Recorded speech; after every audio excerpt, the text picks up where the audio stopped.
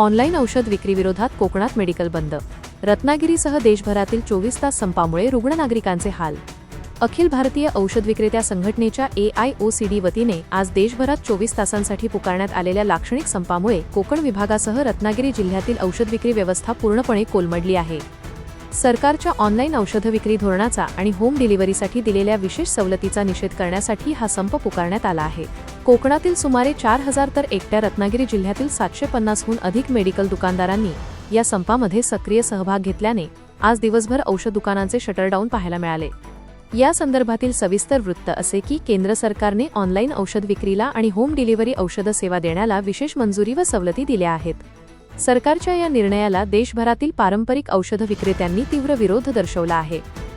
Online औषध विक्रीमुळे तरुण पिढीमध्ये अंमली पदार्थांचे व्यसन वाढण्याचा, बनावट औषधांचे विक्री होण्याचा आणि स्थानिक पातळीवरील छोट्या व्यावसायिकांचे मोठे आर्थिक नुकसान होण्याचा धोका औषध विक्रेत्यांकडून व्यक्त केला जात आहे.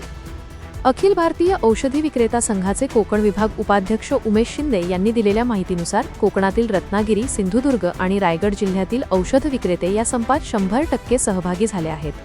सरकारचे हे धोरण केवळ सर्वसामान्य औषध विक्रेत्यांच्या पोटावर पाय आणणारे नसून रुग्णांच्या आरोग्याशी खेळणारे आहे.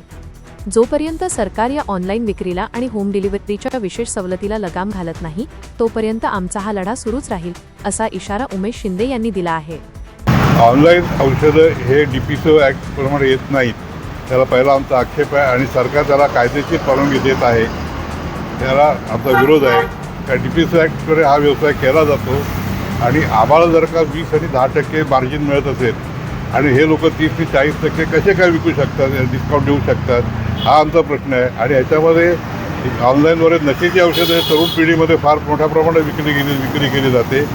तरुणांचं आरोग्य धोक्यात येत आहे आणि ह्या ऑनलाईनच्या डिस्काउंट पद्धतीमुळे आणि ऑनलाईनच्या ह्याच्यामुळे जवळ 12.5 भारतातील 12.5 लाख लोकांचं कुटुंब, त्यांच्या अवलंबून सगळ्या कामगार वर्गाचं हे पोटावर पाय येण्याची शक्यता आहे.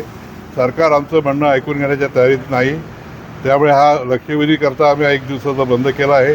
सरकारने आमच्या मागण्या पूर्ण केल्या नाहीत तर आम्ही पुढे बेमुदत संपाचा विचार करू.